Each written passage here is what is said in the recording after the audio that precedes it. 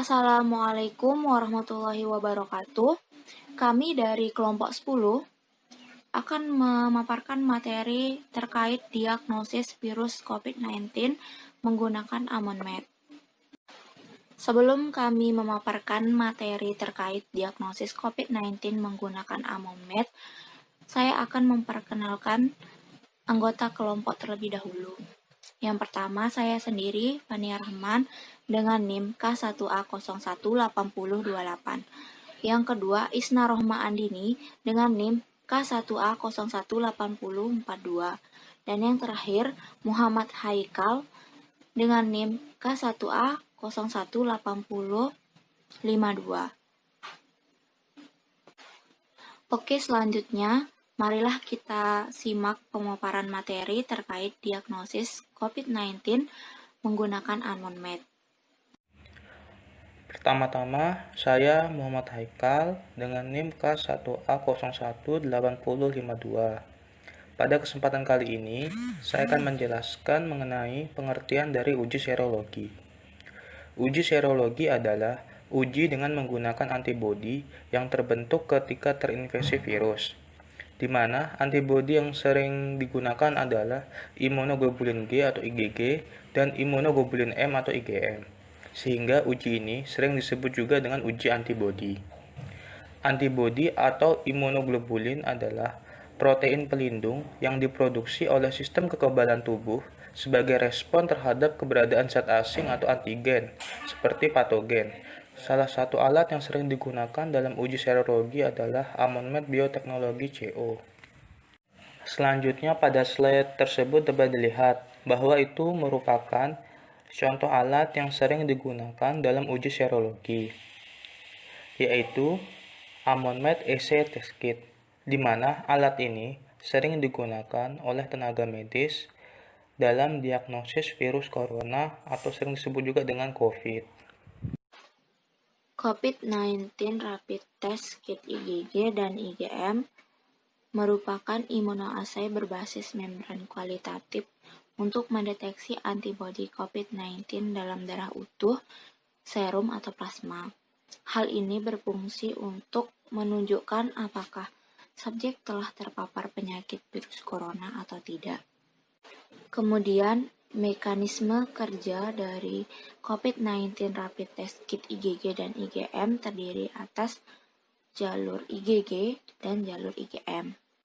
Jalur IgG merupakan jalur pertama di mana IgG anti manusia dilapisi di wilayah jalur uji IgG. Selama pengujian, spesimen bereaksi dengan partikel berlapis antigen COVID-19 di kaset uji. Campuran kemudian bermigrasi ke atas pada membran secara kromatografis dengan aksi kapiler dan bereaksi dengan IgG anti manusia di wilayah garis uji IgG.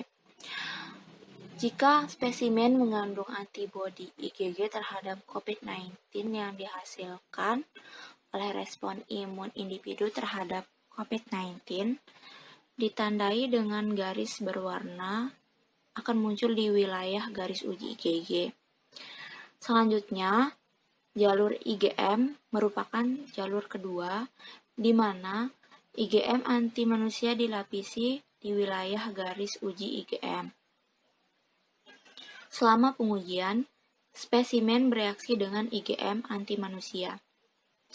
Antibodi IgM akan bereaksi terhadap COVID-19 jika ada di dalam spesimen karena respon imun individu terhadap COVID-19.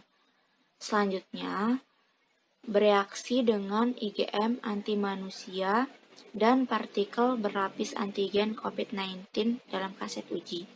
Dan kompleks ini ditangkap oleh IgM anti manusia yang selanjutnya membentuk garis berwarna di wilayah garis uji IgM.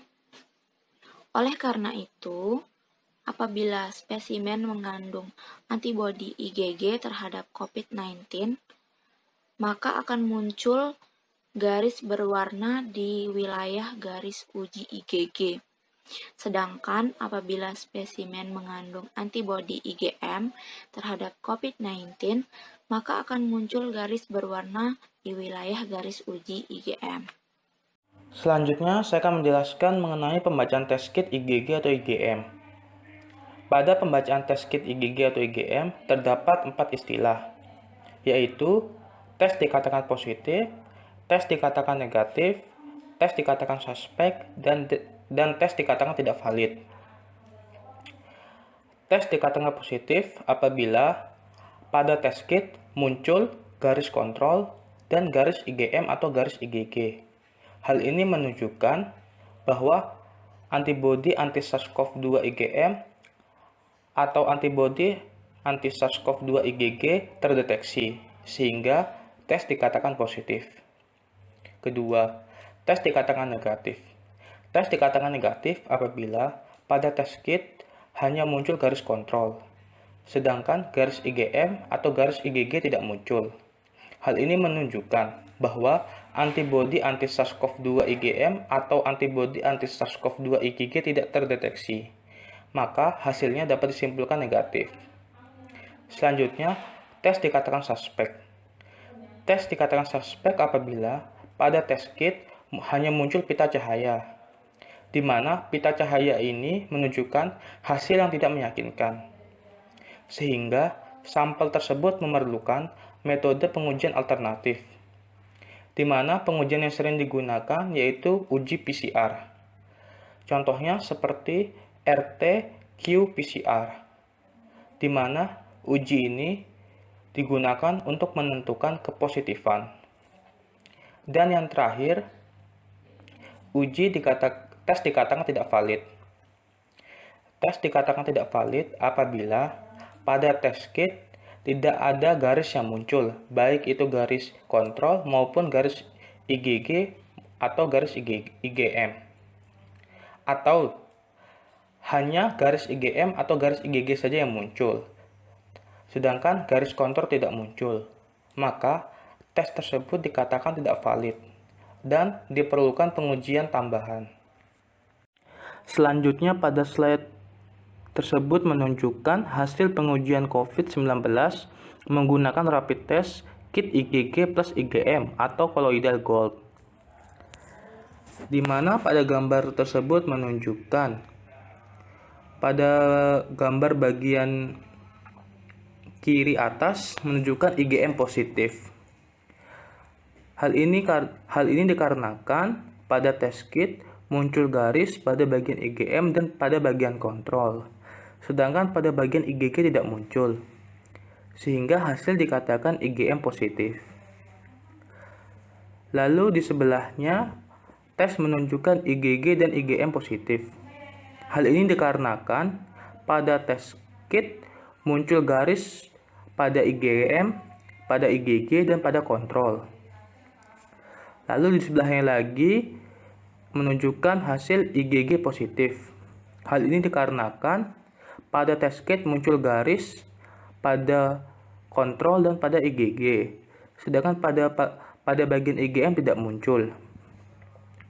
Lalu di sebelahnya lagi tes dikatakan negatif.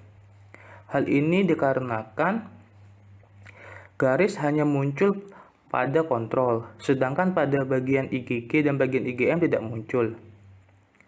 Lalu turun di bawahnya tes dikatakan invalid. Hal ini dikarenakan pada test kit tidak ada muncul sama sekali garis. Lalu di sebelah kirinya tes menunjukkan invalid juga. Kenapa? Hal ini dikarenakan pada test kit hanya muncul garis pada bagian IgM, sedangkan pada bagian IgG dan bagian kontrol tidak muncul. Lalu di sebelahnya lagi tes dikatakan invalid. Hal ini dikarenakan pada test kit hanya muncul garis pada bagian IgG, sedangkan pada bagian IgM dan pada bagian kontrol tidak muncul. Lalu selanjutnya lagi tes juga dikatakan invalid. Hal ini dikarenakan pada test kit garis muncul pada bagian IgM dan pada bagian IgG, namun pada bagian kontrol tidak muncul, sehingga tes tetap dikatakan invalid.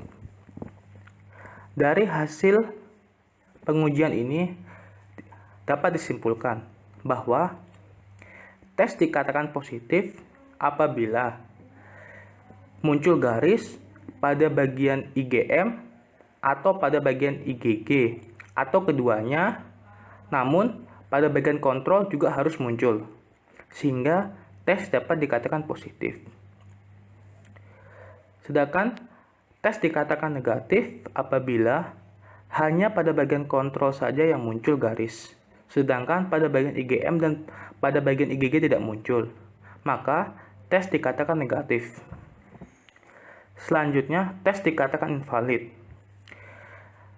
apabila pada bagian kontrol tidak ada muncul sama sekali garis, walaupun garis muncul pada bagian IgM atau pada bagian IgG atau pada bagian keduanya, namun pada bagian kontrol tidak muncul, maka tes dikatakan invalid. Topik selanjutnya yang akan kita bahas yakni hasil diagnosis COVID-19 menggunakan AMONMED.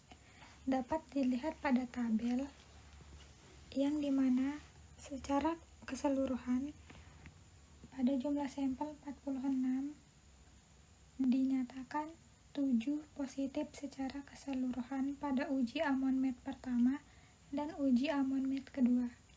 Selanjutnya, pada kontrol positif dilihat dari IgG, pada jumlah sampel 46, tidak ada yang positif pada pengujian AMONMED pertama dan pengujian AMONMED kedua. Dan yang terakhir, dilihat dari kontrol positif IgM, pada jumlah sampel 46, dilihat 7 orang positif, dan pada uji kedua juga dinyatakan 7 yang positif dari 46 sampel. Penelitian ini dilakukan untuk menilai suatu karakteristik kinerja kit uji serologi COVID-19 IgM atau IgG untuk pengawasan infeksi SARS-CoV-2. Namun, dalam penggunaannya, AMONMED ini dari 46 pasien positif COVID-19 dapat dilihat sensitivitas dari uji AMONMED ini sangat buruk karena hanya 15,2% dan hanya didorong oleh IgM. Dan terlepas dari jangka waktu 60 hari antara PCR testing positif dan pengambilan sampel serum dengan rata-rata 3 minggu karena kurangnya hasil IgG positif dalam pengujian AMONMED hanya dapat dilihat pada pengujian AMONMED didapatkan 7 orang yang positif secara keseluruhan dari 46 sampel sehingga didapatkan persentase sebanyak 15,2%. Hal ini dapat dinyatakan sangat buruk daripada menggunakan metode yang lainnya. Dari pembahasan diagnosis COVID-19 menggunakan uji AMONMED, dapat disimpulkan bahwa karena sensitivitas yang rendah, pengujian AMONMED RDT dinilai tidak dapat direkomendasikan untuk tujuan diagnostik COVID-19.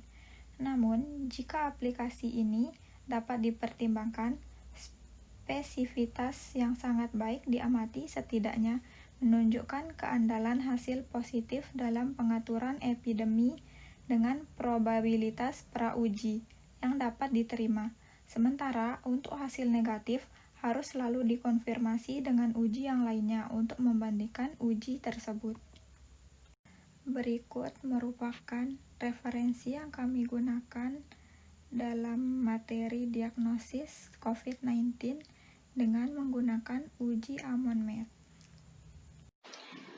Terima kasih telah menyaksikan pemaparan materi dari kelompok 10. Semoga materi yang kami sampaikan bermanfaat dan lebih kurangnya kami mohon maaf. Assalamualaikum warahmatullahi wabarakatuh.